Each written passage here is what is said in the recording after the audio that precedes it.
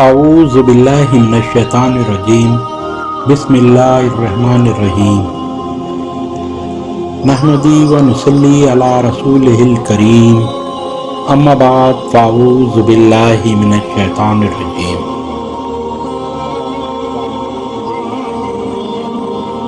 سیرت محمد رسول اللہ صلی اللہ علیہ وسلم سلسلہ نسب۔ آپ صلی اللہ علیہ وسلم کا سلسلہ نسب یہ ہے: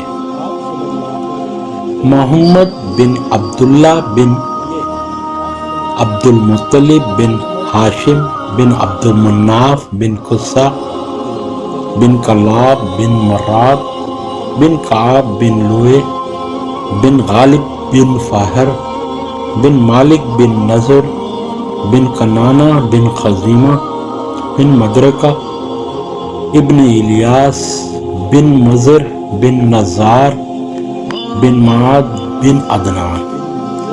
صحیح بخاری باب مبعث نبی صلی اللہ علیہ وسلم میں یہیں تک ہے، لیکن امام بخاری رحمۃ اللہ علیہ نے اپنی تاریخ میں عدنان سے حضرت ابراہیم علیہ السلام تک نام گنائے ہیں، یعنی عدنان بن عدو بن المعقون بن طارع ابن یسجب بن یعرب بن نابت بن اسماعیل بن ابراہیم۔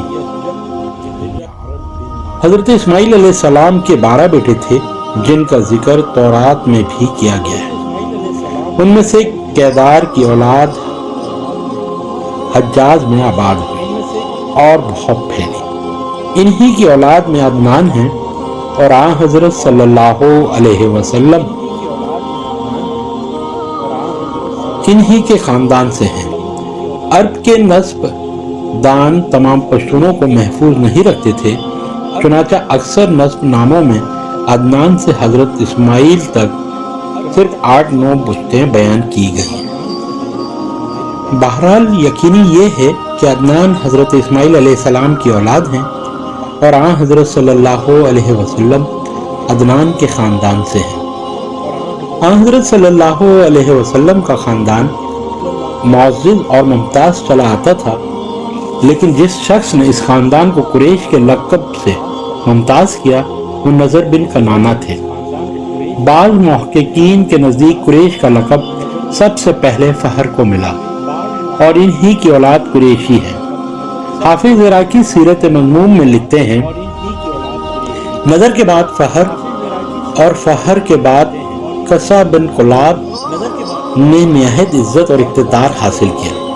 اس زمانے میں حرم کے متولی حلیل خزائی تھے۔ قصہ نے حلیل کی صاحبزادی سے جن کا نام حبی تھا شادی کی تھی۔ اس تعلق سے حلیل نے اپنے انتقال کے وقت وصیت کی تھی کہ حرم کی خدمت قصہ کے سپرد کی جائے۔ اس طرح یہ منصب بھی ان کو حاصل ہو گیا۔ قصہ نے ایک دارالمشورہ قائم کیا جس کا نام دارالندوہ رکھا۔ قریش جب کوئی جلسہ یا جنگ کی تیاری کرتے تو اسی عمارت میں کرتے، قافلے باہر جاتے تو یہیں سے تیار ہو کر جاتے، نکاح اور دیگر تقریبات کے مراسم بھی یہیں ادا ہوتے۔ قصہ نے بڑے بڑے نمایاں کام کیے جو ایک مدت تک یادگار رہے، مثلا سقایا اور رفادہ جو خدام حرم کا سب سے بڑا منصب تھا انہی نے قائم کیا۔ تمام قریش کو جمع کر کے تقریر کی کہ سینکڑوں ہزاروں کوس سے لوگ حرم کی زیارت کو آتے ہیں، ان کی میزبانی قریش کا فرض ہے۔ چنانچہ قریش نے ایک سالانہ رقم مقرر کی جس سے مینا اور مکہ معظمہ میں حجاج کو کھانا تقسیم کیا جاتا تھا۔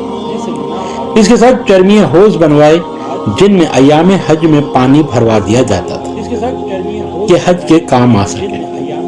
مشر حرم بھی انہی کی ایجاد ہے جس پر ایام حج میں چراغ جلائے جاتے تھے۔ چنانچہ عقد الفرید میں تصریح کی ہے کہ قصہ نے اس قدر شہرت اور اعتبار حاصل کیا کہ بعض لوگوں کا بیان ہے کہ قریش کا لقب اول انہی کو ملا۔ چنانچہ علامہ ابن عبدالربہ نے عقد الفرید میں لکھا ہے: اور تصریح کی ہے کہ قصہ نے چونکہ خاندان کو جمع کر کے کعبہ کے آس پاس بسایا اس لیے ان کو قریش کہتے ہیں، کیونکہ تقرش کے معنی جمع کرنے کے ہیں، اسی بنا پر ان کو مجمع بھی کہتے ہیں۔ چنانچہ شاعر کہتا ہے قصہ کی 6 اولاد تھی،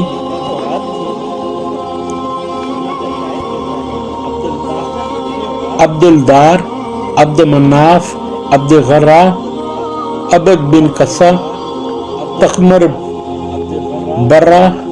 قصہ نے مرتے وقت حرم محترم کے تمام مناصب سب سے بڑے بیٹے عبد الدار کو دیے، اگرچہ وہ سب بھائیوں میں ناقابل تھے، لیکن قصہ کے بعد قریش کی ریاست عہد مناف نے حاصل کی اور انہی کا خاندان رسول اللہ صلی اللہ علیہ وسلم کا خاص خاندان ہے۔ عبد مناف کے 6 بیٹے تھے، ان میں ہاشم نہد صاحب سہولت اور بااثر تھے۔ انہوں نے بھائیوں کو اس بات پر آمادہ کیا کہ حرم کے مناسب جو عبد الدار کو دیے گئے واپس لے لیے جائیں، وہ لوگ اس منصب عظیم کے قابل نہیں۔ عبد الدار کے خاندان نے انکار کیا اور جنگ کی تیاریاں شروع کی۔ بالآخر اس پر صلح ہو گئی اور عبد الدار سے سقایا اور رفادہ واپس لے کر ہاشم کو دے دیا گیا۔ ہاشم نے اپنے فرض کو نہایت خوبی سے انجام دیا۔ حجاج کو نہایت سر چشمی سے کھانا کھلاتے تھے، چرمیے حوض میں پانی بھروا کر زمزم اور مینا کے پاس سبیل رکھتے تھے۔ تجارت کو نہایت ترقی دی۔ کیسر روم سے خط و کتابت کر کے فرمان لکھوایا کہ قریش جب اس کے ملک میں اسباب تجارت لے کر جائیں تو ان سے کوئی ٹیکس نہ لیا جائے۔ قریش کے بادشاہ سے بھی اسی قسم کا فرمان حاصل کیا۔ چنانچہ اہل عرب جاڑوں میں یمن اور گرمیوں میں شام اور ایشیائی کوچ تک تجارت کے لیے جایا کرتے تھے۔ اس زمانے میں انگوریا جسے انقرہ اور جو ایشیائی کوچک کا مشہور شہر ہے کیسر کا پایہ تخت تھا۔ تجار قریش انگوریا میں جاتے تو کیسر نہایت عزت اور حرمت سے خیر مقدم کرتا تھا۔ عرب میں راستے محفوظ نہ تھے۔ ہاشم نے مختلف قبائل میں دورہ کر کے قبائل سے یہ معاہدہ کیا کہ قریش کے کاروان تجارت کو ضرر نہ پہنچائیں گے، جس کے صلے میں کاروان قریش ان قبائل میں ان کی ضرورت کی چیزیں خود لے کر جائے گا اور ان سے خرید و فروخت کرے گا۔ یہ سبب تھا کہ عرب میں باوجود عام لوٹ مار کے قریش کا قافلہ تجارت ہمیشہ محفوظ رہتا تھا۔ ایک دفعہ مکے میں قحط پڑا۔ ہاشم نے اس قحط میں شوربے میں روٹیاں چورا کر کے لوگوں کو کھلائیں۔ اس وقت سے ان کا نام ہاشم مشہور ہو گیا۔ عربی زبان میں چورا کرنے کو ہاشم کہتے ہیں، جس کا اسم فاعل ہاشم ہے۔ ایک بار تجارت کی غرض سے شام گئے، راستے میں مدینے میں ٹھہرے۔ وہاں سال کے سال بازار لگتا تھا۔ بازار میں گئے تو ایک عورت کو دیکھا جس کی حرکات و سکنات سے شرافت اور فراست کا اظہار ہوتا تھا۔ اس کے ساتھ حسین اور جمیل بھی تھی۔ دریافت سے معلوم ہوا کہ خاندان بنی نجار سے ہیں اور سلمہ نام ہے۔ ہاشم نے اس سے شادی کی اور درخواست کی اور اس نے قبول کر لی۔ غرض نکاح ہو گیا۔ شادی کے بعد یہ شام کو چلے گئے اور غزہ میں جا کر انتقال کیا۔ سلمہ کو حمل رہ گیا تھا، لڑکا پیدا ہوا، اس کا نام شیبہ رکھا گیا۔ اس نے تقریباً 8 برس تک مدینے میں پرورش پائی۔ ہاشم کے بھائی جن کا نام مطلب تھا، ان کو یہ حالات معلوم ہوئے تو فوراً مدینے روانہ ہوئے۔ وہاں پہنچ کر بھتیجے کی جستجو کی۔ سلمہ نے ان کے آنے کا حال سنا تو بلوا بھیجا۔ 3 دن مہمان رہے۔ چوتھے دن شیبہ کو ساتھ لے کر مکہ معظمہ روانہ ہوئے۔ ان کی عمر 8 برس کی تھی۔ یہاں آ کر ان کا نام عبد المطلب پڑ گیا۔ عبد المطلب کے لفظی معنی مطلب کا غلام ہے، اس لیے ارباب سیر نے وجہ تسمیہ میں بہت سے اقوال نقل کیے ہیں، جن میں صحیح تر یہ ہے کہ چونکہ مطلب نے ان کی پرورش کی تھی اور یہ یتیم تھے، اس لیے عرب کے محاوروں کے مطابق غلام مطلب مشہور ہو گئے۔ عبد المطلب کی زندگی کا بڑا کارنامہ یہ ہے کہ چاہ زمزم جو ایک مدت سے اٹ کر کم ہو گیا تھا، انہوں نے اس کا پتہ لگایا اور کھدوا کر نئے سرے سے درست کرا دیا۔ انہوں نے منت بھی مانی تھی کہ 10 بیٹوں کو اپنے سامنے جوان دیکھ لیں گے تو ایک کو خدا کی راہ میں قربان کر دیں گے۔ خدا نے یہ آرزو پوری کی۔ 10ویں بیٹے کو لے کر کعبہ میں آئے اور پجاری سے کہا کہ ان 10 پر قرہ ڈالو، دیکھو کس کے نام پر نکلتا ہے۔ اتفاق سے عبداللہ کا نام نکلا۔ یہ ان کو لے کر قربان گاہ کو چلے۔ عبداللہ کی بہنیں جو ساتھ تھیں رونے لگی اور کہا کہ ان کے بدلے 10 اونٹ قربانی کیجیے، ان کو چھوڑ دیجیے۔ عبد المطلب نے پجاری سے کہا کہ عبداللہ پر اور 10 اونٹوں پر قرہ ڈالو۔ اتفاق یہ ہے کہ عبداللہ ہی کا نام قرہ میں نکلا۔ عبد المطلب نے اب 10 کے بجائے 20 اونٹ کر دیے، یہاں تک کہ بڑھاتے 100 اونٹ تک نوبت پہنچی تو اونٹوں پر قرہ آیا۔ عبد المطلب نے 100 اونٹ قربانی کیے اور عبداللہ بچ گئے۔ یہ مقدسی کی روایت ہے۔ ابن اسحاق کا بیان ہے کہ اونٹوں کے معاوضے کی تدبیر روسائے قریش نے تجویز کی تھی۔ عبد المطلب کے 10 یا 12 بیٹوں میں سے 5 شخصوں نے اسلام یا کفر کی خصوصیت کی وجہ سے شہرت عام حاصل کی، یعنی ابو لہب، ابو طالب، عبداللہ، حضرت حمزہ، حضرت عباس عام طور پر مشہور ہیں کہ ابو لہب کا اصلی نام اور ہے اور خطاب حضرت صلی اللہ علیہ وسلم نے یا صحابہ نے دیا، لیکن یہ غلطی ہے۔ ابن سعد نے طبقات میں تصریح کی کہ یہ لقب خود عبد المطلب نے دیا تھا، جس کی وجہ یہ تھی کہ ابو لہب نہایت حسین اور جمیل تھا اور عرب میں گورے چہرے کے شعلہ آتش کہتے ہیں، فارسی میں بھی آتش رخسار تھے۔ یہاں یہ واقعہ بتانا بھی ضروری ہے کہ جب مکے کے اوپر ابراہہ کے لشکر نے حملہ کرنا چاہا تو حضرت عبد المطلب نے اللہ سے دعا کی کہ وہ اپنے گھر کی حفاظت فرمائے۔ اللہ رب العزت نے ابابیلوں کے جھنڈ بھیجے جنہوں نے کنکریاں برسائیں۔ اس کے بعد ان کنکریوں سے اللہ رب العزت نے ابراہہ کے لشکر کو نصف و نابود کیا اور مکہ حفاظت سے رہا۔ آپ صلی اللہ علیہ وسلم کی تاریخ ولادت کے متعلق مصر کے مشہور حیت دان عالم محمود پاشا فلکی نے ایک رسالے میں لکھا ہے جس میں انہوں نے دلائل ریاضی سے ثابت کیا ہے کہ آپ صلی اللہ علیہ وسلم کی ولادت 9 ربیع الاول بروز دوشنبے بمطابق 20 اپریل 571 عیسوی ہے۔ صحیح بخاری میں ہے کہ ابراہیم حضرت صلی اللہ علیہ وسلم کے صغیر السن صاحبزادے کے انتقال کے وقت آفتاب گہن لگا تھا اور 10 ہجری میں تھا، اور اس وقت آپ صلی اللہ علیہ وسلم کی عمر کا 63واں سال تھا۔ نمبر 2، ریاضی کے قاعدے سے حساب لگانے سے معلوم ہوتا ہے کہ 10 ہجری کا گرہن 7 جنوری 632 عیسوی میں 8:30 پر لگا تھا۔ نمبر 3، اس حساب سے یہ ثابت ہوتا ہے کہ اگر قمری 25 برس پیچھے ہٹے تو آپ کی پیدائش کا سال 571 عیسوی ہے۔ میں قواعد وحیت ربیع الاول کی پہلی تاریخ 12 اپریل اور 571 عیسوی کے مطابق تھی۔ آپ کا نام محمد رکھا گیا اور عام طور پر بیان کیا جاتا ہے کہ عبد المطلب نے یہ نام رکھا۔ سب سے پہلے حضرت صلی اللہ علیہ وسلم کی والدہ نے اور 2-3 روز کے لیے بعد صوبیہ نے دودھ پلایا جو ابو لہب کی لونڈی تھی۔ صوبیہ کے بعد حضرت حلیمہ سعدیہ رضی اللہ تعالیٰ عنہ نے آپ کو دودھ پلایا۔ اس زمانے میں دستور تھا کہ شہر کے روسا اور شرفا شیر خوار بچوں کو اطراف کے قصبات اور دیہات میں بھیج دیتے تھے۔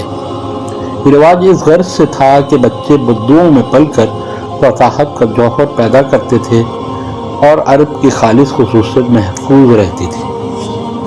شرفائے عرب نے مدت تک اس رسم کو محفوظ رکھا، یہاں تک کہ بنو امیہ نے دمشق میں پائے تک قائم کیا اور شاہانہ شان و شوکت میں کیسر و کسرا کی ہمسری کی تاہم ان کے بچے صحراؤں میں بدوؤں کے گھر میں پلتے تھے۔ ولید بن عبد المالک خاص اسباب سے نہ جا سکا اور حرم شاہی میں پلا۔ اس کا نتیجہ یہ ہوا کہ خاندان بنو امیہ میں صرف ولید ہی ایک شخص تھا جو عربی صحیح نہیں بول سکتا تھا۔ غرض دستور مذکورہ کی بنا پر سال میں 2 مرتبہ دیہات سے شہر میں عورتیں آیا کرتی تھیں اور شرفائے شہر اپنے شیرخوار بچوں کو ان کے حوالے کیا کرتے تھے۔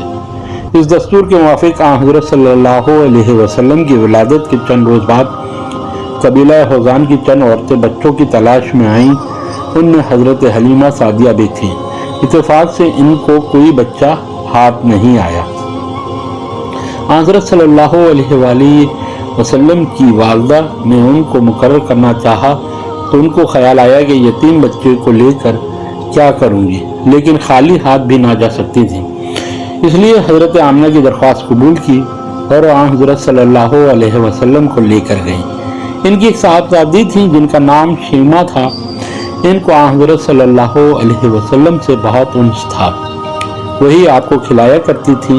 2 برس کے بعد حلیمہ رضی اللہ تعالیٰ عنہ آپ صلی اللہ علیہ وسلم کو مکے میں لائیں اور آپ صلی اللہ علیہ وسلم کی والدہ ماجدہ کے سپرد کیا۔ لیکن چونکہ اس زمانے میں مکے میں وبا پھیلی ہوئی تھی، آپ صلی اللہ علیہ وسلم کی والدہ نے فرمایا کہ واپس لے جاؤ۔ چنانچہ وہ دوبارہ گھر میں لائیں۔ اس میں اختلاف ہے کہ آپ صلی اللہ علیہ وسلم حضرت حلیمہ کے یہاں کے برس تک رہے۔ ابن اسحاق نے وثوق کے ساتھ 2 برس لکھا ہے۔ حوزان کا قبیلہ فصاحت و بلاغت میں مشہور ہے۔ ابن سعد نے طبقات میں روایت کی ہے کہ رسول اللہ صلی اللہ علیہ وسلم فرمایا کرتے تھے کہ میں تم سب میں فصیح تر ہوں، کیونکہ قریش کے خاندان سے ہوں اور میری زبان بنی سعد کی زبان ہے۔ بنی سعد حوزان ہی کے قبیلے کو کہتے ہیں۔ حضرت حلیمہ کے ساتھ حضرت صلی اللہ علیہ وسلم کو بے انتہا محبت تھی۔ عہد نبوت میں جب وہ آپ کے پاس آئیں تو آپ صلی اللہ علیہ وسلم میری ماں کہہ کر لپٹ گئے۔ یہ دلچسپ واقعات آگے آئیں گے۔ ابن کثیر نے لکھا ہے کہ حضرت حلیمہ حضرت صلی اللہ علیہ وسلم کی نبوت سے پہلے وفات کر گئیں، لیکن یہ صحیح نہیں۔ ابن ابی خزیمہ نے تاریخ میں، ابن جوزی نے حدائن میں اور منذری نے مختصر سنن ابی داؤد میں، ابن حجر نے اصابہ میں ان کے اسلام لانے کی تصریح کی ہے۔ حافظ مختلائی نے ان کے اسلام پر ایک مستقل رسالہ لکھا ہے جس کا نام التحفۃ الجسیمہ فی اثبات الاسلام حلیمہ ہے۔ حضرت حلیمہ کے شوہر یعنی حضرت صلی اللہ علیہ وسلم کے رضائی باپ کا نام حارث بن عبد الغراہ تھا۔ وہ حضرت صلی اللہ علیہ وسلم کی بعثت کے بعد مکے میں آئے اور اسلام لائے۔ حارث حضرت صلی اللہ علیہ وسلم کے پاس آئے اور کہا کہ یہ تم کیا کہتے ہو؟ آپ صلی اللہ علیہ وسلم نے فرمایا، ہاں وہ دن آئے گا کہ میں آپ کو دکھا دوں گا کہ میں سچ کہتا تھا۔ حارث مسلمان ہو گئے۔ حضرت صلی اللہ علیہ وسلم کے 4 رضائی بھائی بہن تھے جن کے نام یہ ہیں: عبداللہ، انیسہ، حذیفہ اور حذافہ، جو شیمہ کے لقب سے مشہور تھی۔ ان میں سے عبداللہ اور شیمہ کا اسلام لانا ثابت ہے، باقیوں کا حال معلوم نہیں۔ حضرت صلی اللہ علیہ وسلم کی عمر 6 برس کی ہوئی تو آپ کی والدہ آپ کو لے کر مدینے گئیں، کیونکہ حضرت صلی اللہ علیہ وسلم کے دادا کی ننہال خاندان نجار میں تھی، وہیں ٹھہری۔ اس سفر میں ایمن بھی ساتھ تھی، جو حضرت صلی اللہ علیہ وسلم کی دایا تھی۔ مورخین نے لکھا ہے کہ آپ صلی اللہ علیہ وسلم کی والدہ اس ننہالی رشتے کی وجہ سے مدینے گئیں، لیکن یہ رشتہ دور کا رشتہ تھا۔ قیاس میں نہیں آتا کہ صرف اتنے سے تعلق سے اتنا بڑا سفر کیا جائے۔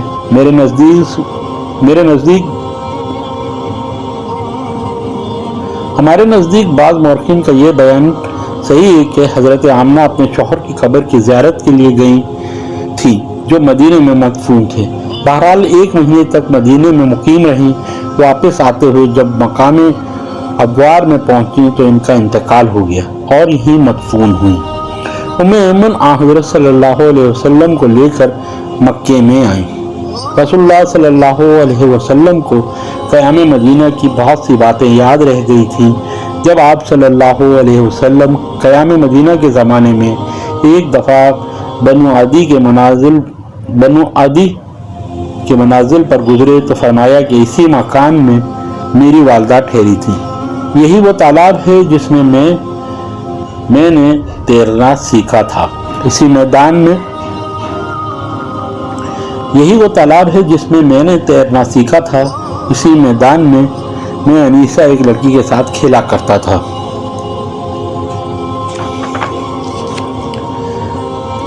والدہ ماجدہ کے انتقال کے بعد عبد المطلب نے حضرت صلی اللہ علیہ وسلم کو اپنے دامن تربیت میں لیا۔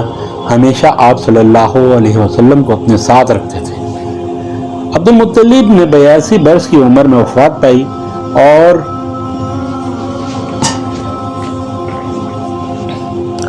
حجون میں مدفون ہوئے۔ اس وقت حضرت صلی اللہ علیہ وسلم کی عمر 8 برس کی تھی۔ عبد المطلب کا جنازہ اٹھا تو حضرت صلی اللہ علیہ وسلم بھی ساتھ تھے اور فرط محبت سے روتے جاتے تھے۔ عبد المطلب نے مرنے کے وقت اپنے بیٹے ابو طالب کو حضرت صلی اللہ علیہ وسلم کی تربیت سپرد کی۔ عبد المطلب نے انتقال کے وقت اپنے بیٹے ابو طالب کو حضرت صلی اللہ علیہ وسلم کی تربیت سپرد کی۔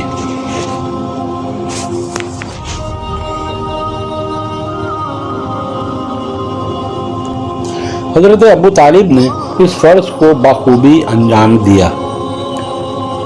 خاص طور یہ واقعہ خاص طور پر لحاظ رکھنے کے قابل ہے کہ عبد المطلب کی وفات نے بنو ہاشم کے رتبہ امتیاز کو دفتن کھٹایا اور یہ پہلا دن تھا کہ دنیاوی اقتدار کے لحاظ سے بنو امیہ کا خاندان بنو ہاشم پر غالب آ گیا۔ عبد المطلب کی مسند ریاست پر اب حرب متمکن ہوا جو بنو امیہ کا نامور فرزند تھا۔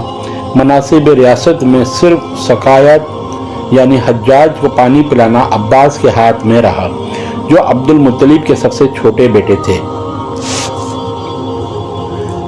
عبد المطلب کے 10 بیٹے مختلف ازواج سے تھے۔ ان میں سے حضرت صلی اللہ علیہ وسلم کے والد عبداللہ اور ابو طالب مان جائے بھائی تھے، اس لیے عبد المطلب نے حضرت صلی اللہ علیہ وسلم کو ابو طالب ہی کے آغوشی تربیت میں دیا۔ ابو طالب حضرت صلی اللہ علیہ وسلم سے اس قدر محبت رکھتے تھے کہ آپ صلی اللہ علیہ وسلم کے مقابلے میں اپنے بچوں کی پرواہ نہیں کرتے تھے۔ سوتے تو حضرت صلی اللہ علیہ وسلم کو ساتھ لے کر سوتے اور باہر جاتے تو ساتھ لے کر جاتے۔ غالباً جب آپ کی عمر 10-12 برس کی ہوئی تو آپ صلی اللہ علیہ وسلم نے بکریاں چرائیں۔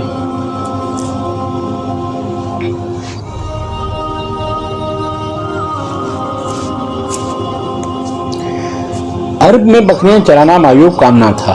بڑے بڑے شرفاء اور عمرہ کے بچے بکریاں چراتے تھے۔ خود قرآن مجید میں جس کا ترجمہ یہ ہے اور حقیقت یہ ہے کہ یہ عالم کی غلہ بانی کا دیباچہ تھا، زمانہ رسالت میں آپ صلی اللہ علیہ وسلم اس سادہ اور پر لطف مشغلے کا ذکر فرمایا کرتے تھے۔ ایک دفعہ آپ صلی اللہ علیہ وسلم صحابہ کے ساتھ جنگل میں تشریف لے گئے۔ صحابہ رضی اللہ تعالیٰ عنہ جھاڑ بیریاں توڑ کر کھانے لگے۔ جھاڑ سے بیریاں توڑ کر کھانے لگے۔ آپ صلی اللہ علیہ وسلم نے فرمایا، خوب سیاہ ہو جاتے ہیں زیادہ مزے کے ہوتے ہیں۔ آپ صلی اللہ علیہ وسلم نے فرمایا جو خوب سیاہ ہو جاتے ہیں زیادہ مزے کے ہوتے ہیں۔ یہ میرا اس زمانے کا تجربہ ہے جب میں بچپن میں یہاں بکریاں چرایا کرتا تھا۔ حضرت صلی اللہ علیہ وسلم کی عمر تقریباً 12 برس کی ہوئی تو ابو طالب نے حسب دستور शाम का इरादा किया। सफ़र की तकलीफ या किसी और वजह से वो हज़रत सल्लल्लाहु अलैहि वसल्लम को साथ नहीं ले जाना चाहते थे, लेकिन हज़रत सल्लल्लाहु अलैहि वसल्लम को अबू तालिब से इस कदर मोहब्बत थी कि जब अबू तालिब चलने लगे तो आप सल्लल्लाहु अलैहि वसल्लम इनसे लिपट गए। अबू तालिब ने आपकी दिल शिकनी गवारा न की और साथ ले लिया।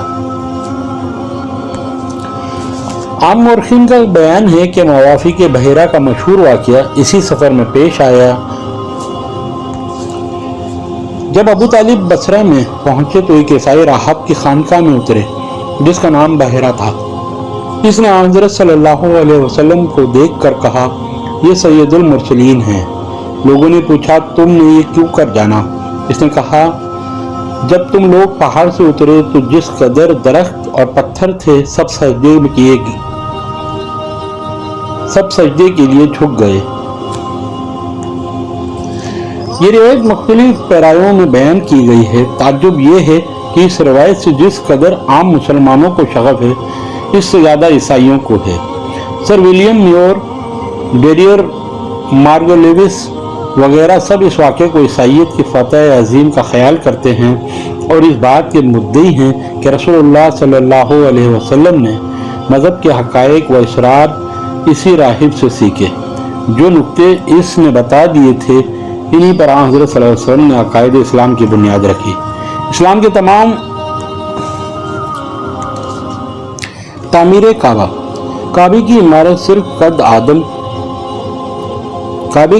सिर्फ कद आदम ऊंची थी और दीवारों पर छत न थी। जिस तरह हमारे मुल्क में ईदगाहें होती हैं, क्योंकि इमारत नशेब में थी, बारिश के ज़माने में शहर का पानी हरम में आता था। इसकी रोकथाम के लिए बलाई हिस्से पर बंद बनवा दिया गया था, लेकिन वो टूट जाता था और इमारत को बार बार नुकसान पहुंचता था।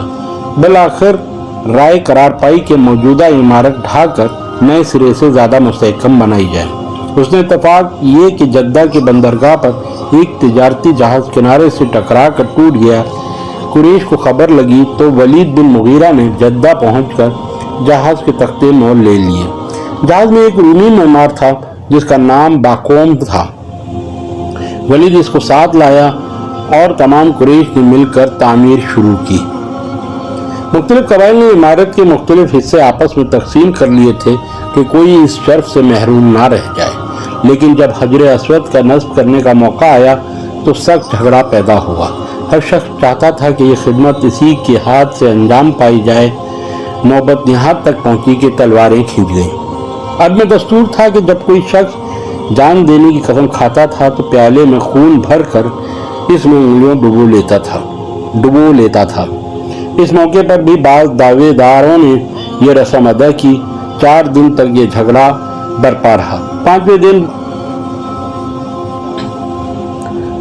अबू उमैया बिन मुगीरा ने, जो कुरैश में सबसे ज्यादा मुअम्मर था, राय दी कि कल सुबह को सबसे पहले जो शख्स आए वही सालिस करार दिया जाए। सब ने यह राय तस्लीम की। दूसरे दिन तमाम कबाइल के मौजूद आदमी मौके पर पहुंचे। करिश्मा रब्बानी देखो कि सुबह को सबसे पहले लोगों की नज़रें जिस पर पड़ी वो जमाल जहान ताब चेहरा मोहम्मदी सल्लल्लाहु अलैहि वसल्लम था। लेकिन रहमत आलम सल्लल्लाहु अलैहि वसल्लम ने कबूल न किया कि इस शर्फ से तन्हा बहरवर हों। आप सल्लल्लाहु अलैहि वसल्लम ने फरमाया, जो कबाइल दावेदार हैं सबका एक एक सरदार इंतखाब कर लिया जाए। हज़रत सल्लल्लाहु अलैहि वसल्लम ने एक चादर बिछाकर हजर अस्वद को इसमें रख दिया और सरदारों से कहा कि चादर के चारों कोने थाम लें और ऊपर को उठाएं। जब चादर मौके के बराबर आ गई तो आपने हजर अस्वद को उठाकर नस्ब फरमा दिया। ये गोया इशारा था कि दीन इलाही की इमारत का आखिरी तकमीली पत्थर भी इन्हीं हाथों से नस्ब होगा। इस तरह एक सख्त लड़ाई आप सल्लल्लाहु अलैहि वसल्लम के हुस्न तदबीर से रुक गई। काबे की इमारत अब मस्कफ कर दी गई, लेकिन चूंकि सामान तामीर काफ़ी न था, एक तरफ ज़मीन का कुछ हिस्सा छोड़कर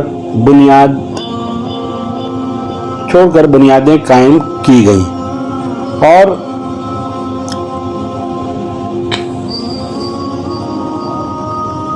इस हिस्से के गिर्द 4 दीवारी खींच दी गई कि फिर मौका होगा तो काबे के अंदर ले लेंगे। यही हिस्सा है जिसको आज हतीम कहते हैं और जिसकी निस्बत हज़रत सल्लल्लाहु अलैहि वसल्लम ने बाद नबूवत इरादा फरमाया था कि दीवार ढाकर नए सिरे से इमारत बनाई जाए, लेकिन फिर ख्याल हुआ कि नए नए मुसलमान हैं, दीवार काबा के ढाने से बदगुमानी ना हो जाए। हज़रत अब्दुल्ला बिन अबी अल-हमसार एक सहाबी बयान करते हैं कि बैसत से पहले मैंने हज़रत सल्लल्लाहु अलैहि वसल्लम से खरीदो फरोख्त का कोई मामला किया था। कुछ मामला हो चुका था, कुछ बाकी था। मैंने वादा किया फिर आऊँगा। इत्तेफाक से 3 दिन तक मुझको अपना वादा याद न रहा। तीसरे दिन जब वादा गाह पर पहुंचा तो हज़रत सल्लल्लाहु अलैहि वसल्लम को उसी जगह मुंतज़िर पाया, लेकिन इस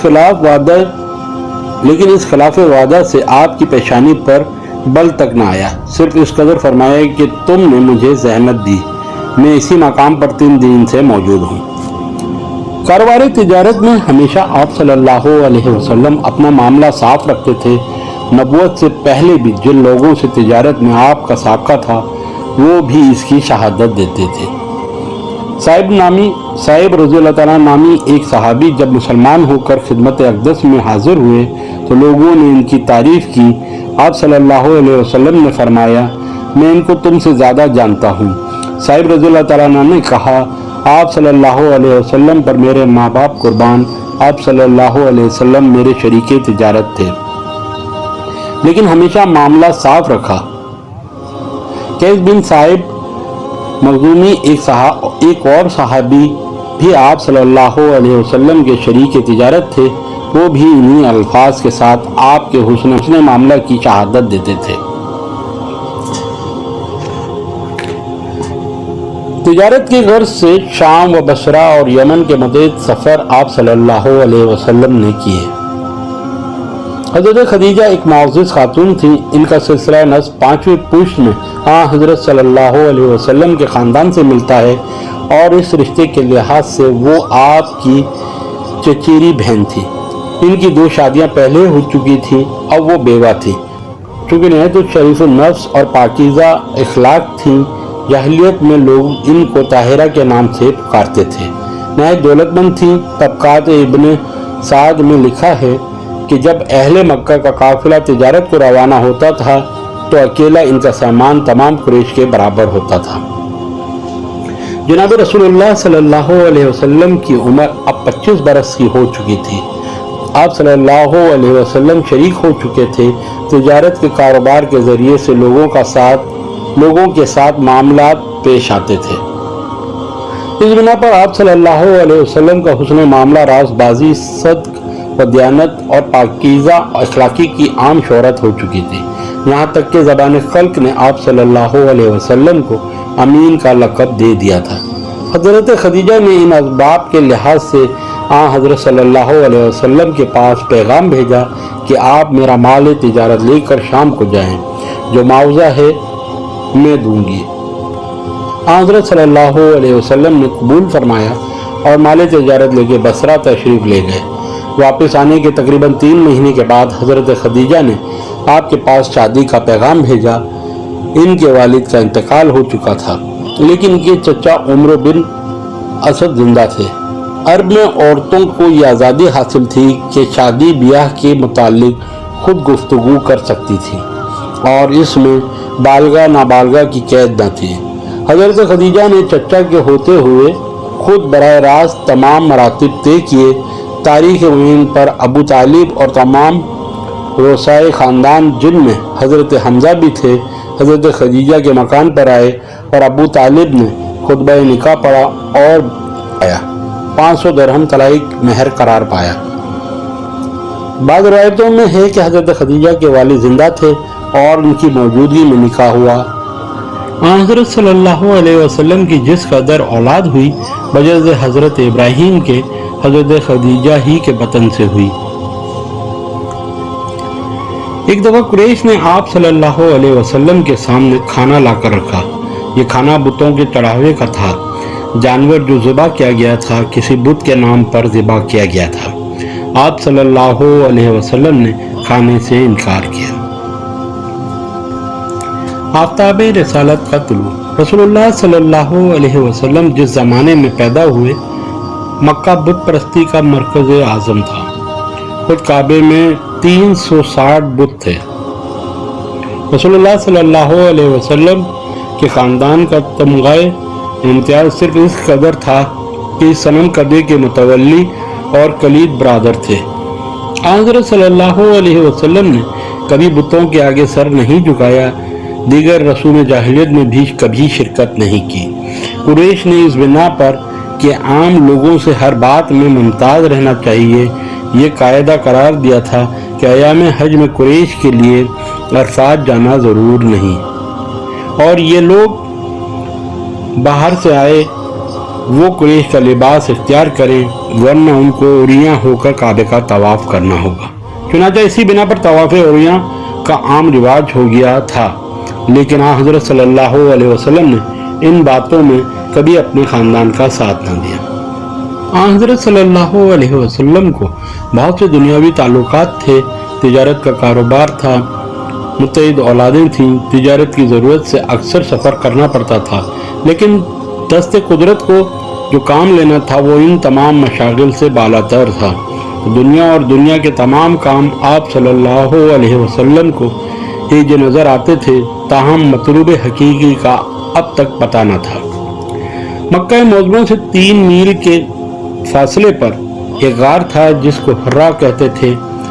آپ صلی اللہ علیہ وسلم مہینوں وہاں جا کر قیام فرماتے، کھانے پینے کا سامان ساتھ لے جاتے۔ نبوت کا دیباچہ یہ تھا کہ خواب میں آپ صلی اللہ علیہ وسلم پر اسرار منکشف ہونے شروع ہوئے، جو کچھ آپ خواب میں دیکھتے بیانیہ وہی پیش آتا تھا۔ ایک دن جب آپ صلی اللہ علیہ وسلم حزب معمول غار حرا میں عبادت میں مصروف تھے، فرشتہ غیب نظر آیا کہ آپ سے کہا، پر اس خدا کے نام سے جس نے کائنات کو پیدا کیا، جس نے آدمی کو گوشت کے لوتھڑے سے پیدا کیا، پر تیرا خدا کریم ہے، وہ جس نے انسان کو قلم کے ذریعے سے علم سکھایا، وہ جس نے انسان کو وہ باتیں سکھائیں جو اسے معلوم نہ تھی۔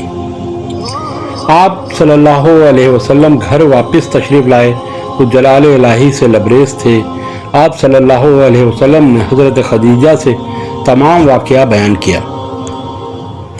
وہ آپ صلی اللہ علیہ وسلم کو ورقہ بن نوفل کے پاس لے گئیں جو عبری زبان جانتے تھے اور توریت و انجیل کے ماہر تھے۔ انہوں نے حضرت صلی اللہ علیہ وسلم سے واقعے کی کیفیت سنی تو کہا، یہ وہی ناموس ہے جو موسیٰ پر اترا تھا۔ صحیح بخاری باب التعبیر میں ہے کہ چند روز تک جب وحی رک گئی تو حضرت صلی اللہ علیہ وسلم پہاڑ کی چوٹی پر چڑھ جاتے تھے کہ اپنے آپ کو گرا دیں۔ دفتن حضرت جبرائیل نظر آتے تھے اور کہتے تھے، اے محمد صلی اللہ علیہ وسلم، تم واقعی خدا کے پیغمبر ہو۔ اس سے آپ کو اس وقت تسکین ہو جاتی تھی، لیکن جب پھر وہی کچھ دنوں کے لیے رک جاتی تھی تو پھر آپ کسی پہاڑی کی چوٹی پر چڑھ کر کھڑے ہو جاتے اور پھر حضرت جبرائیل نمایاں ہو کر تسکین دیتے کہ آپ واقعی خدا کے پیغمبر ہیں۔ 3 برس تک حضرت صلی اللہ علیہ وسلم نے نہایت رازداری کے ساتھ فرض تبلیغ ادا کیا، لیکن اب آفتاب رسالت بلند ہو چکا تھا۔ صاف حکم آیا، اور تجھ کو جو حکم دیا گیا ہے بشگاف کہہ دے، اور اپنے نزدیک کے خاندان والوں کو خدا سے ڈرا۔ حضرت صلی اللہ علیہ وسلم نے کوہ صفا پر چڑھ کر پکارا، یا معاشر قریش، لوگ جمع ہوئے تو آپ صلی اللہ علیہ وسلم نے فرمایا، اگر میں تم سے یہ کہوں کہ پہاڑ کے عقب سے ایک لشکر آ رہا ہے تو تم کو یقین آئے گا؟ سب نے کہا، ہاں، کیونکہ تم کو ہمیشہ سے ہم نے سچ بولتے دیکھا ہے۔ آپ نے فرمایا، تو میں یہ کہتا ہوں کہ اگر تم ایمان نہ لاؤ گے تو تم پر عذاب شدید نازل ہوگا۔ یہ سن کر سب لوگ، جن میں ابو لہب آپ کا چچا بھی تھا، سخت برہم ہو کر چلے گئے۔ چند روز کے بعد آپ صلی اللہ علیہ وسلم نے حضرت علی سے کہا کہ دعوت کا سامان کرو۔ یہ در حقیقت تبلیغ اسلام کا پہلا موقع تھا۔ تمام خاندان ابو مطلب کو مدعو کیا گیا۔ حضرت حمزہ، ابو طالب، عباس سب شریک تھے۔ حضرت صلی اللہ علیہ وسلم نے کھانے کے بعد کھڑے ہو کر فرمایا، میں وہ چیز لے کر آیا ہوں جو دین اور دنیا دونوں کو کفیل ہے۔ اس بارے گراں کے اٹھانے میں کون میرا ساتھ دے گا؟ تمام مجلس میں سناٹا تھا۔ دفعتاً حضرت علی نے اٹھ کر کہا، گو مجھ کو آشوب چشم ہے، گو میری ٹانگیں پتلی ہیں، اور گو میں سب سے نو عمر ہوں، تاہم میں آپ کا ساتھ دوں گا۔ قریش کے لیے ایک حیرت انگیز منظر تھا کہ دو شخص دنیا کی قسمت کا فیصلہ کر رہے ہیں۔ حاضرین کو بے ساختہ ہنسی آ گئی، لیکن آگے چل کر زمانے میں بتا دیا یہ سراپا سچ تھا۔ اب مسلمانوں کی ایک متحد بجماعت تیار ہو رہی تھی، جن کی تعداد 40 سے زیادہ تھی۔ آپ صلی اللہ علیہ وسلم نے حرم کعبہ میں جا کر توحید کا اعلان کیا۔ کفار کے نزدیک یہ حرم کی سب سے بڑی توہین تھی، اس لیے دفعتاً ایک ہنگامہ برپا ہو گیا اور ہر طرف سے لوگ آپ صلی اللہ علیہ وسلم پر ٹوٹ پڑے۔ حضرت صلی اللہ علیہ وسلم کے ربیب حضرت حارث بن ابی حالہ کے گھر میں تھے۔ ان کو خبر ہوئی، دوڑے ہوئے آئے اور حضرت صلی اللہ علیہ وسلم کو بچانا چاہا، لیکن ہر طرف ان پر تلواریں پڑی اور وہ شہید ہو گئے۔ اسلام کی راہ میں یہ پہلا خون تھا جس سے زمین رنگین ہوئی۔ اسلام و نصرانیت میں بہت سی باتیں مشترک تھیں، سب سے بڑھ کر کے یہ اس زمانے میں اسلام کا قبلہ بیت المقدس تھا اور مدینہ منورہ میں بھی ایک مدت تک یہی قبلہ رہا۔ ان اسباب سے قریش کو یہ خیال ہوا کہ حضرت صلی اللہ علیہ وسلم عیسائیت قائم کرنا چاہتے ہیں۔ ایک بار سبب قبائل کی خاندانی رقابت تھی۔ قریش میں دو قبیلے نہایت ممتاز حریف یکدگر تھے، بنو ہاشم و بنو امیہ۔ عبد المطلب نے اپنے زدر اور اثر سے بنو ہاشم کا پلہ بھاری کر دیا تھا، لیکن ان کے بعد اس خاندان میں کوئی صاحب اثر نہیں پیدا ہوا۔ ابو طالب دولت مند نہ تھے، عباس دولت مند نہ تھے، لیکن فیاض نہ تھے۔ ابو لہب بد چلن تھا، اس پر بنو امیہ کا اقتدار بڑھتا جاتا تھا۔ حضرت صلی اللہ علیہ وسلم کی نبوت کو خاندان بنو امیہ نے اپنے رقیب ہاشم کی فتح خیال کرتا تھا، اس لیے سب سے زیادہ اسی قبیلے نے حضرت صلی اللہ علیہ وسلم کی مخالفت کی۔ بدر کے سوا باقی تمام لڑائیاں ابو سفیان ہی نے برپا کی اور وہی ان لڑائیوں میں رئیس لشکر رہا۔ عقبہ بن ابی معیط جو سب سے زیادہ حضرت صلی اللہ علیہ وسلم کا دشمن تھا اور جس نے نماز پڑھنے کی حالت میں آپ صلی اللہ علیہ وسلم کے دوش مبارک پر اونٹ کی اوج لا کر ڈالی تھی، امدی تھا۔ بنو امیہ کے بعد جس قبیلے کو بنی ہاشم کی برابری کا دعویٰ تھا وہ بنی مخزوم تھے۔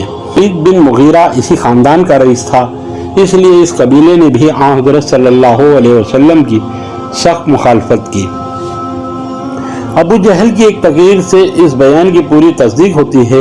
ایک دفعہ اخنس بن شریک ابو جہل کے پاس گیا اور کہا کہ محمد صلی اللہ علیہ وسلم کے متعلق تمہاری کیا رائے ہے؟ ابو جہل نے کہا، ہم اور بنو عبد المناف یعنی آل ہاشم ہمیشہ حریف مقابل رہے، انہوں نے مہمانداریاں کی تو ہم نے بھی کی، انہوں نے خون بہا دیے تو ہم نے بھی دیے، انہوں نے فیاضیاں کی تو ہم نے بھی ان سے بڑھ کر کی، یہاں تک کہ جب ہم ان کے کاندھے سے کاندھا ملایا تو بنو ہاشم پیغمبری کے دعوے دار ہیں، خدا کی قسم ہم اس پیغمبر پر کبھی ایمان نہیں لا سکتے۔ ایک بار سبب یہ تھا کہ قریش میں سخت بد اخلاقیاں پھیلی ہوئی تھیں، بڑے بڑے ارباب اقتدار نہایت ذلیل بد اخلاقیوں کے مرتکب تھے۔ ابو لہب جو خاندان ہاشم میں سب سے زیادہ ممتاز تھا، اس نے حرم محترم کے خزانے سے غزال زری چرا کر بیچ ڈالا تھا۔ اخنس بن شریک جو بنو زہرہ کا حلیف اور روسائے عرب میں شمار کیا جاتا تھا، نمام اور قذاب تھا۔ नज़र बिन हारिस को झूठ बोलने की सख्त आदत थी। इस तरह अक्सर अरबाब जाह मुख्तलिफ किस्म के अमाले शनिया में गिरफ्तार थे। हज़रत सल्लल्लाहु अलैहि वसल्लम एक तरफ बुत परस्ती की बुराइयां बयान फरमाते थे, दूसरी तरफ इन बद अखलाकियों पर सख्त दारोगीर करते थे, जिससे उनकी अज़मत और इक़्तिदार की शहनशाही मुतज़ल्ज़ल होती जाती थी। कुरान मजीद में पहम एलानिया इन बदकारों की शान में आयतें नाजिल होती थी और गोया बयान आम होता था, लेकिन लोग जानते थे कि वे सुखन किसकी तरफ है। जब हज़रत सल्लल्लाहु अलैहि वसल्लम ने ऐलान नबूवत किया और बुत परस्ती के एलानिया मजम्मत शुरू की, तो कुरैश के चंद मौजूदों ने अबू तालिब से आकर शिकायत की। हज़रत अबू तालिब ने नरमी से समझा कर रुखसत कर दिया, लेकिन चूँकि बनाए नज़ा कायम थी, यानी हज़रत सल्लल्लाहु अलैहि वसल्लम अदाए फ़र्ज से बाज न आ सकते थे, इसलिए ये सिफारत दोबारा अबू तालिब के पास आई। इसमें तमाम रुसाए कुरैश शामिल थे। इन लोगों ने अबू तालिब से कहा कि तुम्हारा भतीजा हमारे माबूदों की तौहीन करता है, हमारे आबा अजदाद को गुमराह कहता है, हमको अहमक ठहराता है, इसलिए या तो तुम बीच में से हट जाओ या तुम भी मैदान में आओ कि हम दोनों में से एक का फैसला हो जाए। अबू तालिब ने देखा कि अब हालत नाजुक हो गई है, कुरैश अब तहम्मुल नहीं कर सकते और मैं तन्हा कुरैश का मुकाबला नहीं कर सकता। हज़रत सल्लल्लाहु अलैहि वसल्लम से मुख्तसर लफ्ज़ों में कहा, जानिम मेरे ऊपर इतना बार न डालो कि मैं उठा ना सकूं। रसूलुल्लाह सल्लल्लाहु अलैहि वसल्लम के ज़ाहिरी पुश्त व पनाह जो कुछ थे अबू तालिब थे। हज़रत सल्लल्लाहु अलैहि वसल्लम ने देखा कि अब इनके पाए सबात में भी लग़ज़िश है। आप सल्लल्लाहु अलैहि वसल्लम आप दीदा होकर फरमाया, खुदा की कसम अगर ये लोग मेरे एक हाथ में सूरज और दूसरे हाथ में चांद ला कर दें तब भी मैं अपने फ़र्ज से बाज न आऊँगा। खुदाया इस काम को पूरा करेगा या मैं खुद इस पर निसार हो जाऊँगा। आप सल्लल्लाहु अलैहि वसल्लम की पुरअसर आवाज़ ने अबू तालिब को सख्त मुतासिर किया। रसूलुल्लाह सल्लल्लाहु अलैहि वसल्लम से कहा, जा कोई शख्स तेरा बाल बीका नहीं कर सकता। हज़रत सल्लल्लाहु अलैहि वसल्लम बदस्तूर दावत इस्लाम में मसरूफ़ हुए। हज़रत सल्लल्लाहु अलैहि वसल्लम के साथ मुखालिफिन जिस बेरहमी से पेश आते थे, बेगानों से भी न देखा जाता था। एक दिन अबू जहल ने रूए दर रूह आपके साथ नहायत गुस्ताखियाँ की। एक कमीज देख रही थी। हज़रत हमजा शिकार से आए तो इसने तमाम माजरा कहा। हज़रत हमजा गुस्से से बेताब हो गए, तीर कमान हाथ में लिया और हरम में आए और अबू जहल से कहा, मैं मुसलमान हो गया हूँ। हज़रत सल्लल्लाहु अलैहि वसल्लम के जोश हिमायत में उन्होंने इस्लाम का इजहार तो कर दिया, लेकिन घर पर आए तो मुतरद थे कि आबाई दीन को दफ्तन क्यों छोड़ दूँ। तमाम दिन सोचते रहे, बिलाखिर गौर व फिक्र के बाद ये फैसला किया दीन हक यही है। 2-4 रोज़ के बाद हज़रत उमर रज़ी अल्लाह ताला अन्हु भी इस्लाम ले आए। हज़रत हमजा और हज़रत उमर रज़ी अल्लाह ताला अन्हु के इस्लाम लाने के बाद और अलल ऐलान के साथ मक्के में इस्लाम की तबलीग ज़ोर शोर से शुरू हो गई। एक तरफ हज़रत अबू बकर रज़ी अल्लाह ताला अन्हु थे कि उन्होंने मज़लूमों में अक्सरों की जान बचाई। हज़रत बिलाल, आमिर बिन फ़हीरा, लबनिया, ज़नीरा, नहदिया, उम्मे अबस सबको भारी भारी दामों पर ख़रीदा और आज़ाद किया। ये वो लोग थे जिनको कुरैश ने नहायत सख्त जिस्मानी अज़ियतें पहुँचाई। इनसे कम दर्जे पर वो लोग थे जिनको तरह तरह से सताते थे। हज़रत उस्मान जो कबीर सन और साहिब जाह व आज़ाज़ थे, जब इस्लाम लाए तो दूसरों ने नहीं बल्कि खुद इनके चचा ने रस्सी से बांध कर मारा। हज़रत अबू ज़र जो सातवें मुसलमान हैं, जो मुसलमान हुए और काबे में अपने इस्लाम का ऐलान किया तो कुरैश ने मारते मारते इनको लिटा दिया। हज़रत ज़ुबैर बिन अल-अव्वाम जिनका मुसलमान होने वालों में 5वां नंबर था, जब इस्लाम लाए तो उनके चचा उनको चटाई में लपेट कर इनके नाक में धुआं देते थे।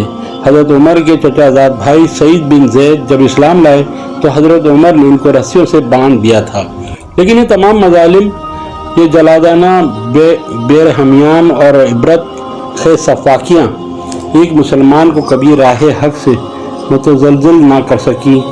قریش کے ظلم و تعدیل کا بادل جب پہم برس کر نہ کھلا تو رحمت عالم صلی اللہ علیہ وسلم نے جہاں نصارہ نے اسلام کو ہدایت کی کہ حبشہ کی ہجرت کر جائیں۔ ہجرت حبش قریش کا تجارت کا تھا، وہاں کے حالات پہلے سے معلوم تھے۔ اہل عرب حبش کے فرما روا کو نجاشی کہتے تھے اور اس کے عدل و انصاف کی عام شہرت تھی۔ ایک عجیب بات یہ ہے کہ جو لوگ سب سے زیادہ مظلوم تھے اور جن کو انگاروں کے بستر پر سونا پڑتا تھا، یعنی حضرت بلال، عمار بن یاسر وغیرہ، ان لوگوں کا نام مہاجرین حبش کی فہرست میں نظر نہیں آتا۔ اس لیے یا تو ان کی بے سر و سامانی اس حد تک پہنچی تھی کہ سفر کرنا بھی ناممکن تھا، یا یہ کہ درد کی لذت آشنا تھے اور اس لطف کو چھوڑ نہ سکتے تھے۔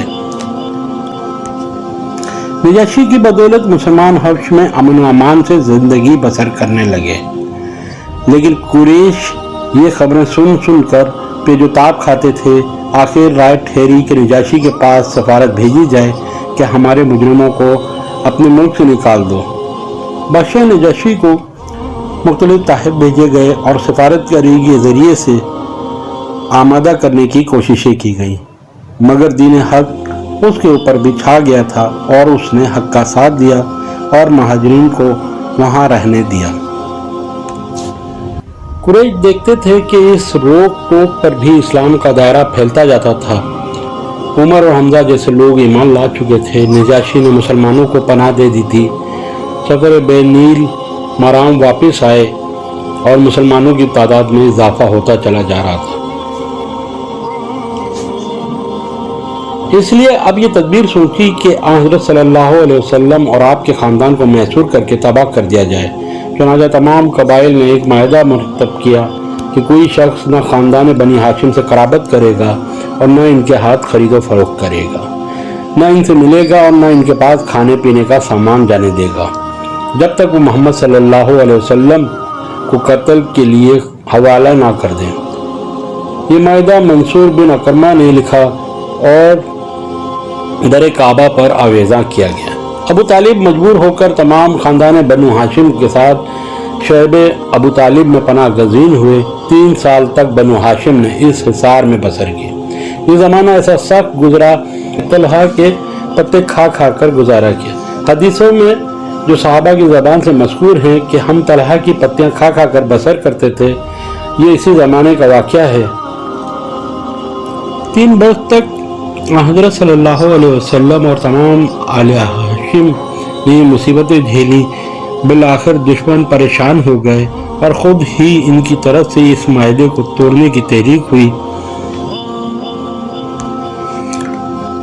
حشام عمری خاندان بنی ہاشم کا قریبی رشتہ دار اور اپنے قبیلے میں ممتاز تھا۔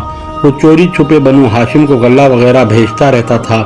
ایک دفعہ وہ ظہیر کے پاس جو عبد المطلب کے نواسے تھے گیا اور کہا، کیوں ظہیر، تم کو یہ پسند ہے کہ تم کھاؤ پیو، ہر قسم کا لطف اٹھاؤ اور تمہارے ماموں کو ایک دانہ تک نصیب نہ ہو؟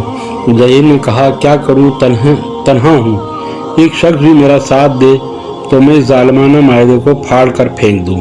حشام نے کہا، میں ہوں۔ دونوں نے مل کر معتم بن عدی کے پاس گئے اور ابو الجنتری ابن حشام زمہ بن السود نے بھی ساتھ دیا۔ دوسرے دن سب مل کر حرم میں گئے۔ ظہیر نے سب لوگوں کو مخاطب کر کے کہا، اہل مکہ، یہ کیا انصاف ہے؟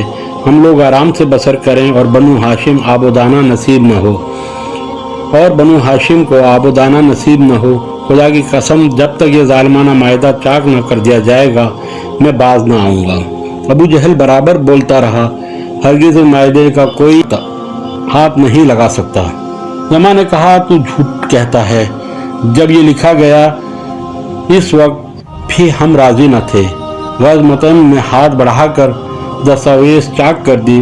متن بن عدی، عدی بن قیس، زمہ بن الاسود अब्बू अल जनती, ज़हीर सब हथियार बांधे कर बनु हाशिम के पास गए और इनको दर्रे से निकाल कर लाए।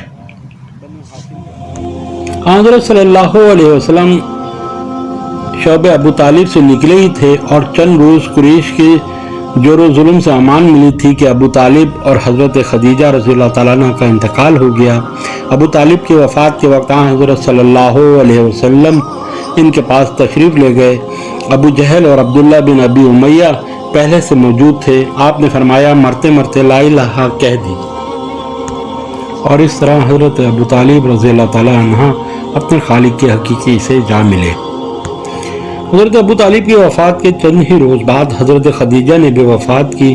बाद रवायतों में है कि उन्होंने अबू तालिब से पहले इंतकाल किया। अब आप सल्लल्लाहु अलैहि वसल्लम के मददगार और गमगसार दोनों उठ गए। सहाबा खुद अपनी हालत में मुब्तला थे। यही ज़माना है जो इस्लाम का सख्त तरीन ज़माना है और ख़ुद हज़रत सल्लल्लाहु अलैहि वसल्लम इस साल को आमुल हज़न यानी साल गम फरमाया करते थे। हज़रत खदीजा ने रमज़ान 10 हिजरी नबी में वफ़ात की। इनकी उम्र 65 बरस की थी। मकाम हुजूर में दफन की गई। हज़रत सल्लल्लाहु अलैहि वसल्लम ने खुद इनकी कब्र में उतरे। इस वक्त तक नमाज जनाजा मशरू नहीं हुई थी। इन वक्तों ने इसी पर इक्तफा नहीं किया। ताइफ के बाजारियों को उबार दिया कि आपकी हंसी उड़ाएं। शहर के उबाश हर तरफ से टूट पड़े। ये मजमा दूर रवैया सब बांध कर खड़ा हुआ। जब आप सल्लल्लाहु अलैहि वसल्लम उधर से गुजरे तो आप सल्लल्लाहु अलैहि वसल्लम के पांवों पर पत्थर मारने शुरू किए, यहाँ तक कि आपकी जूतियाँ खून से भर गईं। जब आप जख्मों से चूर होकर बैठ जाते तो बाजू थाम कर खड़ा कर देते।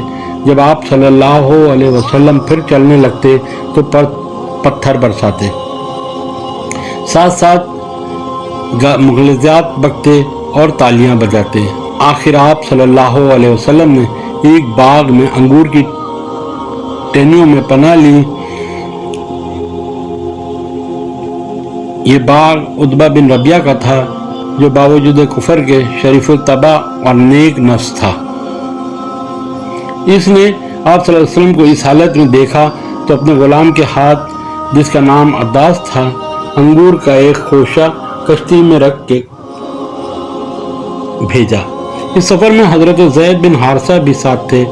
रसूलुल्लाह सल्लल्लाहु अलैहि वसल्लम ने ताइफ से फिर कर चंद रोज़ नखला में क़याम किया, फिर हुर्रा में तशरीफ़ लाए और मौतम बिन अदी के पास पैगाम भेजा कि मुझको अपनी हिमायत में ले सकते हो। अरब का शार था कि जब कोई इनसे तालिब हिमायत होता तो वो दुश्मन होता इनकार नहीं कर सकते थे। मौतम ने यह दरख्वास्त मंजूर की। बेटों को बुलाकर कहा, हथियार लगा कर हरम में जाओ और रसूलुल्लाह सल्लल्लाहु अलैहि वसल्लम मक्का में तशरीफ़ लाए हैं। मौतम ऊँटों पर सवार साथ था। हरम के पास आया तो पुकारा कि मैंने मोहम्मद सल्लल्लाहु अलैहि वसल्लम को पनाह दी है। हज़रत सल्लल्लाहु अलैहि वसल्लम हरम में आए, नमाज अदा की और दौलत खाना को वापस गए। मुतम और इसके बेटे आप सल्लल्लाहु अलैहि वसल्लम को तलवारों के साए में लाए। मुतम ने कुफर की हालत में ग़ज़वा बदर से पहले वफ़ात की। हज़रत हसन जो दरबार रसालत के शायर थे, इन्होंने मरसिया लिखा। ज़रक़ानी ने यह मरसिया बदर में नकल किया है और लिखा है कि इसमें कुछ मज़ाइका ने मुतम का ये काम बेशुबा मदह का मुस्तहिक था, लेकिन आजकल के मुसलमान हज़रत हसन और ज़रक़ानी से ज़्यादा हिफ़ात इस्लाम हैं, इसलिए मालूम नहीं हज़रत हसन का ये फ़ेल आज भी पसंद किया जा सकता है या नहीं। आफ्ताब की रोशनी दूर पहुंचकर तेज होती जा रही थी। शमी में गुल बाग से निकलकर इतरे फ़ेशां बनती है। आफ्ताब इस्लाम तुलूए मक्का में हुआ, लेकिन किरण मदीने के उफ़क़ पर चमकी। मदीने का असली नाम यसरब है। रसूलुल्लाह सल्लल्लाहु अलैहि वसल्लम ने जब यहाँ हिजरत की और वहाँ पर क़याम फरमाया तो इसका नाम मदीनतुन नबी यानी पैगंबर का शहर पड़ गया। फिर मुख्तसर होकर ये मदीना मशहूर हो गया।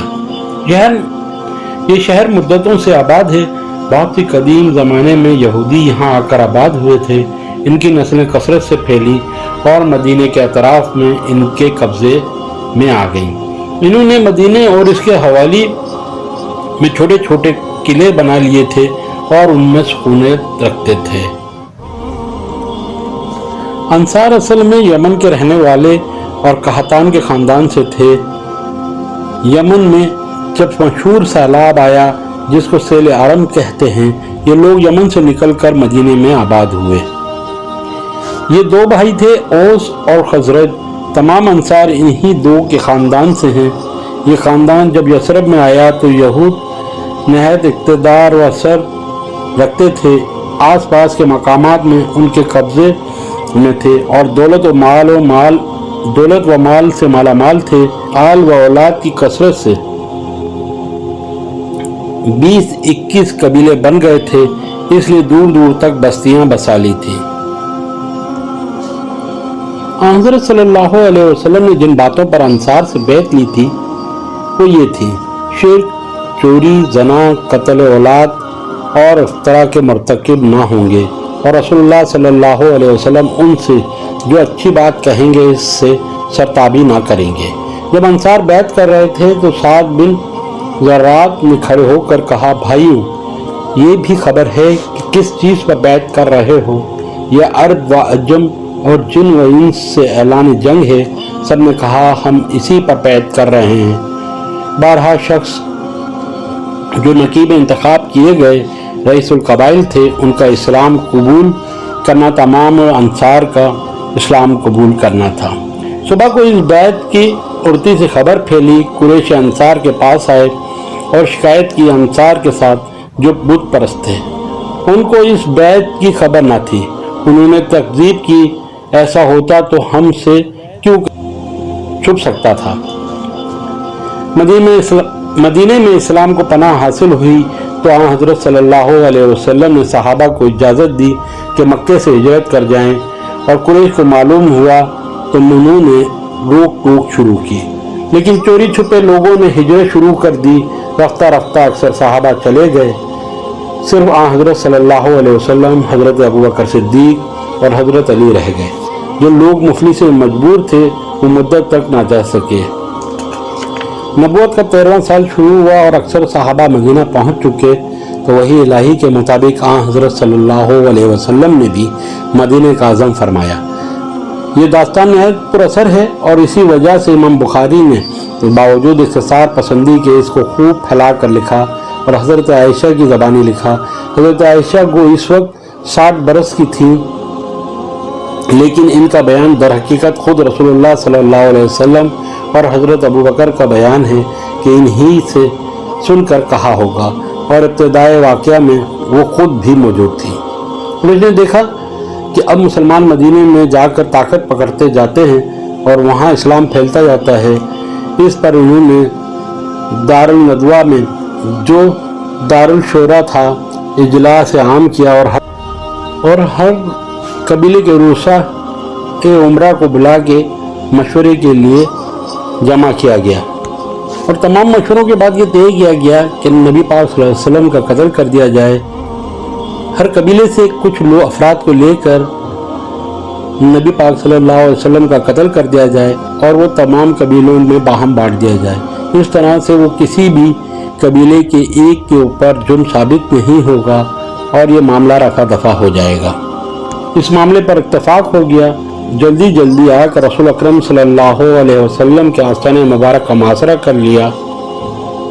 अहले अर्द ज़नाना मकान के अंदर घुसना मायूब समझते थे, इसलिए बाहर ठहरे रहे कि हज़रत सल्लल्लाहु अलैहि वसल्लम निकलें तो ये काम करें। आप सल्लल्लाहु अलैहि वसल्लम को कुरैश के इरादे की पहले से खबर हो चुकी थी। इस बिना पर हज़रत अली को बुलाकर फरमाया, मुझको हिजरत का हुक्म हो चुका है, मैं आज मदीने रवाना हो जाऊंगा। तुम मेरे बिस्तर पर चादर ओढ़ कर लेट जाओ और सुबह को सबकी अमानतें जाकर वापस दे देना। ये सख्त खतरे का मौका था। हज़रत अली को मालूम हो चुका था कि कुरैश आप सल्लल्लाहु अलैहि वसल्लम का कत्ल का इरादा कर चुके हैं और आज रसूलुल्लाह सल्लल्लाहु अलैहि वसल्लम का बिस्तर ख्वाब कत्लगाह की ज़मीं है, लेकिन फातह खैबर के लिए कत्लगाह फर्श गुल था। कुफार ने जब आपके घर का मुहासरा किया और रात ज्यादा गुजर गई तो कुदरत ने उनको बेखबर कर दिया। हजरत सल्लल्लाहु अलैहि वसल्लम उनको सोता छोड़कर बाहर आए, काबे को देखा और फरमाया, मक्का तो मुझको तमाम दुनिया से ज्यादा अजीज है, लेकिन तेरे फर्जंद मुझको रहने नहीं देते। हजरत अबू बकर से पहले से करारदाद हो चुकी थी। दोनों साहिब पहले जबल सूर की गार में जाकर पोशीदा हुए। ये गार आज भी मौजूद है और वो सगाए खलाइक ही हजरत अबू बकर के बेटे अब्दुल्ला जो नौखेर जवान थे, शब को गार में साथ सोते, सुबह मुंह अंधेरे शहर चले जाते और पता लगाते कि कुरैश क्या मशवरा कर रहे हैं।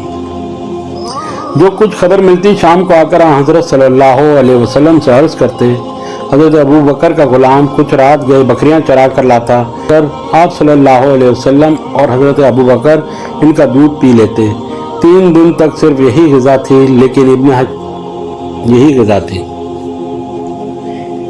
एक रिवायत में यह भी मिलता है कि इब्न हशाम ने लिखा है कि रोजाना शाम को हजरत अस्मा घर से खाना पकाकर गार में पहुंचाती। इस तरह 3 रातें गार में गुजरी। सुबह को कुरैश की आंखें खुली तो बिस्तर पर हजरत सल्लल्लाहु अलैहि वसल्लम की जगह हजरत अली थे। जालिमों ने आपको पकड़ा और हरम में ले जाकर थोड़ी देर महबूस रखा और फिर छोड़ दिया। फिर हजरत सल्लल्लाहु अलैहि वसल्लम की तलाश में निकले। ढूंढते ढूंढते गार के दहाने तक आ गए। आहट पाकर हजरत अबू बकर गमज़दा हुए और हजरत सल्लल्लाहु अलैहि वसल्लम ने अर्ज़ की कि अब दुश्मन इस कदर करीब आ गए हैं कि अगर अपने कदम पर उनकी नज़रें पड़ जाएं तो हमको देख लेंगे। आप सल्लल्लाहु अलैहि वसल्लम ने फरमाया, घबराओ नहीं, खुदा हमारे साथ है। बहरहाल चौथे दिन आप गार से निकले। अब्दुल्ला बिन अरीगत एक काफिर जिस पर एतमाद था, रहनुमाई के लिए उजरत पर मुकर्रर कर लिया गया। वह आगे आगे रास्ता बताता जाता था। एक रात दिन बराबर चले गए। दूसरे दिन दोपहर के वक्त धूप सख्त हो गई तो हजरत अबू बकर ने चाहा कि रसूलुल्लाह सल्लल्लाहु अलैहि वसल्लम साए में आराम फरमा लें। 4 दिन चारों तरफ नजर डाली। एक चट्टान के नीचे साया नजर आया। सवारी से उतर कर जमीन आड़ी, फिर अपनी चादर बिछा दी। हजरत सल्लल्लाहु अलैहि वसल्लम ने आराम फरमाया तो तलाश में निकले कि कहीं कुछ खाने को मिल जाए तो लाएं। पास ही एक चरवाहा बकरियां चरा रहा था। इससे कहा, एक बकरी का थन गर्दोगबार से साफ कर दे। फिर इसके हाथ साफ कराए और दूध धो लिया। बर्तन के मुंह पर कपड़ा लपेट दिया कि गर्द ना पड़े पाए। दूध लेकर हजरत सल्लल्लाहु अलैहि वसल्लम के पास आए और थोड़ा सा पानी मिलाकर पेश किया। आपने पीकर फरमाया, क्या अभी चलने का वक्त नहीं आया? आफताब अब ढल चुका था, इसलिए आप सल्लल्लाहु अलैहि वसल्लम वहां से रवाना हुए। कुरैश ने इख्तियार दिया कि जो शख्स नबी पाक सल्लल्लाहु अलैहि वसल्लम या अबू बकर को गिरफ्तार करके लाएगा, जुम्बा के बराबर यानी 100 ऊँट इनाम दिए जाएंगे। सराका बिन जोसीम ने सुना तो इनाम की उम्मीद में निकला। इसी हालत में कि आप सल्लल्लाहु अलैहि वसल्लम रवाना हो रहे थे, इसने आपको देख लिया और घोड़ा दौड़ाकर करीब आ गया। लेकिन घोड़े ने ठोकर खाई। वो गिर पड़ा। तरकश से फाल निकलकर तीर निकाले कि हमला करना चाहा या नहीं, जवाब में नहीं निकला। लेकिन 100 ऊँटों का ग्राह मुआवजा ऐसा न था कि तीर की बात मान ली जाती। दोबारा घोड़े पर सवार हुआ और आगे बढ़ा और मुक्की घोड़े के पांव घुटनों तक जमीन में धंस गए। घोड़े से उतर पड़ा और फिर फाल देखी। अब भी वही जवाब था, लेकिन मुकर्रर तजर्बे ने इसकी हिम्मत वापस कर दी और यकीन हो गया कि ये कुछ और आसार हैं। हज़रत सल्लल्लाहु अलैहि वसल्लम के पास आकर कुरैश के इख्तियार का वाक़या सुनाया और दरख्वास्त की कि मुझको अमन की तहरीर लिख दीजिए। हज़रत अबू बकर रज़ी अल्लाह तआला अन्हु ने गुलाम आमिर बिन फ़हीरा ने चमड़े के टुकड़े पर फरमान अमन लिख दिया। काबिल साहबा जो हज़रत सल्लल्लाहु अलैहि वसल्लम से पहले मदीने आ चुके थे वो भी इन्हीं के घर में उतरे थे। चुनाचा हज़रत अबू उबैदा मदीना मुनव्वरा से 3 मील के फासले पर जो बलाई आबादी है इसको आलिया वक़बा कहते हैं। यहाँ अंसार के बहुत से ख़ानदान आबाद थे। इनमें सबसे ज़्यादा मुमताज़ उमर बिन औफ का ख़ानदान था और कुलसुम बिन अल-हदम ख़ानदान के अफसर थे। हज़रत सल्लल्लाहु अलैहि वसल्लम यहाँ पहुँचे तो तमाम ख़ानदान ने जोश मसरत में अल्लाहु अकबर का नारा मारा और ये फौजान की किस्मत में था कि मेज़बान दो आलम सल्लल्लाहु अलैहि वसल्लम ने इन्हीं की मेहमानी कबूल की। अंसार हर तरफ से जौक जौक आते और जोश अकीदत के साथ सलाम अर्ज करते। अक्सर सहाबा जो हज़रत सल्लल्लाहु अलैहि वसल्लम से पहले मदीने आ चुके थे वो भी इन्हीं के घर में उतरे थे। वसल्लम ने यहाँ सिर्फ 4 दिन क़याम फरमाया, लेकिन सही बुखारी में 14 दिन है और यही कराइन कयास है। यहाँ आप सल्लल्लाहु अलैहि वसल्लम का पहला काम मस्जिद का ताबीर कराना था। हज़रत कुलसूम की एक इब्तदा ज़मीन थी जो जहाँ खजूरें सिखलाई जाती थीं। यहाँ दस्ते मुबारक से मस्जिद की बुनियाद डाली। यही मस्जिद है जिसकी शान में कुरान मजीद में है। मस्जिद की तामीर में मजदूरों के साथ आप खुद भी काम करते थे। भारी भारी पत्थरों को उठाते वक्त जिस्म मुबारक खम हो जाता था। अकीदतमंद आते और अर्ज करते, हमारे माँ बाप आप सल्लल्लाहु अलैहि वसल्लम पर फिदा हों, आप छोड़ दें, हम उठा लेंगे। आप इनकी दरख्वास्त कबूल फरमाते, लेकिन इसी वजन का दूसरा पत्थर उठा लेते। कुंबे नबी यहाँ पहुँचा। सख्त कशमकश थी कि आपकी मेज़बानी का शर्फ किसको हासिल हो। करा डाला गया और आखिर ये दौलत हज़रत अबू अय्यूब अंसारी रज़ी अल्लाह ताला अन्हा के हिस्से में आई। हज़रत अबू अय्यूब का मकान 2 मंजिला था। इन्होंने बलाई मंजिल पेश की, लेकिन आप सल्लल्लाहु अलैहि वसल्लम ने ज़ायरीन की आसानी के लिए नीचे का हिस्सा पसंद फरमाया और अबू अय्यूब 2 वक्ता आपकी खिदमत में खाना भेजते और आप सल्लल्लाहु अलैहि वसल्लम जो छोड़ देते अबू अय्यूब और उनकी ज़ौजा के हिस्से में आता। खाने में जहाँ हज़रत सल्लल्लाहु अलैहि वसल्लम की 2 उंगलियों का निशान पड़ा होता, अबू अय्यूब भी तबरकन वहीं उंगलियां डालते। एक दिन इत्तेफाक से बलाई मंजिल में पानी का बर्तन टूट गया। अंदेशा हुआ कि पानी बह कर नीचे जाए और हज़रत सल्लल्लाहु अलैहि वसल्लम को तकलीफ हो। घर में ओढ़ने की सिर्फ एक लिहाज था। हज़रत अबू अय्यूब ने इसको डाल दिया कि पानी जज्ब होकर रह जाए। हज़रत सल्लल्लाहु अलैहि वसल्लम ने 7 महीने तक यही क़याम फरमाया। इस असना में जब मस्जिद नबवी सल्लल्लाहु अलैहि वसल्लम और आसपास के हुजरे तैयार हो गए तो आप ने नकल मकान फरमाया। मदीने में क़याम के बाद सबसे पहला काम एक खाना खुदा की तामीर थी। अब तक ये मामूल था कि मवेशी खाने में या जहाँ मौका मिलता था आप नमाज पढ़ा करते थे। दौलत कदर के करीब ख़ानदान नज्जार की ज़मीन थी जिसमें कुछ कब्रें थीं, कुछ खजूर के दरख्त थे। आपने इन लोगों को बुलाकर फरमाया, मैं ये ज़मीन बकीमत लेना चाहता हूँ। वो बोले कि हम कीमत लेंगे, लेकिन आपसे नहीं बल्कि खुदा से, क्योंकि असल में वो ज़मीन 2 यतीम बच्चों की थी। आपने खुद इन यतीमों को बुला भेजा। इन बच्चों ने भी अपनी कायनात नज़र करनी चाहिए, लेकिन आपने गवारा ना किया। हज़रत अबू अय्यूब रज़ी अल्लाह ताला ने उन्हें कीमत अदा की, कब्रें उखड़वा कर ज़मीन हमवार कर दी और मस्जिद की तामीर शुरू हुई। शहंशाह दो आलम फिर मजदूरों के लिबास में थे और सहाबा पत्थर उठा उठा कर लाते थे और ये रजस पढ़ते जाते थे कि हाँ हज़रत सल्लल्लाहु अलैहि वसल्लम इनके साथ आवाज़ मिलाते और फरमाते, एक खुदा कामयाबी सिर्फ आखिरत की कामयाबी है, एक खुदा महाजरीन और अंसार को बख्श दे। ये मस्जिद हर किस्म के तकल्लुफ़ात से बरी और इस्लाम की सादगी की तस्वीर थी। यानी कुछ ईंटों की दीवारें बरखरमा का छप्पर खजूर के सुकून थे। किबला बैतुल मुक़द्दस की तरफ रखा गया, लेकिन जब किबला बदल कर काबे की तरफ हो गया तो शुमाली जानिब एक नया दरवाज़ा कायम कर दिया गया। फर्श चूँकि बिल्कुल खाम था, बारिश में कीचड़ हो जाती थी। एक दफ़ा सहाबा नमाज के लिए आए तो कंकड़ियाँ लेते आए اور اپنی اپنی مسجد گاہ پر بچھا لی۔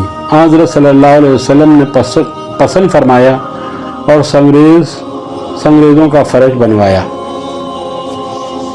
مسجد کے ایک سرے پر ایک مسقف چبوترا تھا جو صفا کہلاتا تھا۔ یہ ان لوگوں کے لیے تھا جو اسلام لاتے تھے اور گھر بار نہیں رکھتے تھے۔ مسجد نبوی صلی اللہ علیہ وسلم جب تعمیر ہو چکی تو مسجد سے متصل ہی آپ صلی اللہ علیہ وسلم نے ازواج مطہرات کے لیے مکان بنوائے۔ اس وقت تک حضرت سودا اور حضرت عائشہ عقد نکاح میں آ چکی تھی، اس لیے 2 ہی حجرے بنے۔ جب اور ازواج آتی گئیں تو اور مکانات بنتے گئے۔ یہ مکان کچی اینٹوں کے تھے۔ ان میں سے 5 کھجور کے تھے جو حجرے اینٹوں کے تھے۔ ان کے اندرونی حجرے بھی ٹینیوں کے تھے۔ ترتیب یہ تھی کہ حضرت ام سلمہ، حضرت ام حبیبہ، حضرت زینب، حضرت جویریہ، حضرت میمونہ، حضرت زینب منبت حجش کے مکانات شامی جانب تھے اور حضرت عائشہ، حضرت صفیہ، حضرت سودا مقابل جانب تھی۔ یہ مکانات مسجد سے اس قدر متصل تھے کہ جب آپ صلی اللہ علیہ وسلم مسجد میں اعتکاف میں ہوتے تو مسجد سے سر نکال دیتے اور ازواج مطہرات گھر میں بیٹھے بیٹھے آپ کے بال دھو دیتی تھی۔ یہ مکانات 6-6، 7-7 ہاتھ چوڑے اور 10-10 ہاتھ لمبے تھے۔ چھت اتنی اونچی تھی کہ آدمی کھڑا ہو کر چھت کو چھو لیتا تھا۔ دروازوں پر کمبل کا پردہ پڑا رہتا تھا۔ راتوں کو چراغ نہیں